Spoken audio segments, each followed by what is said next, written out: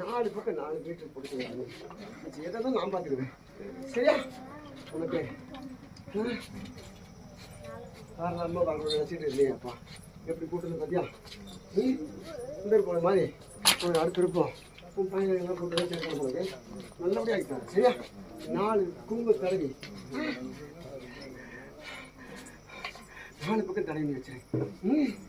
யார் யார் நான் பார்த்தேன். சரியா?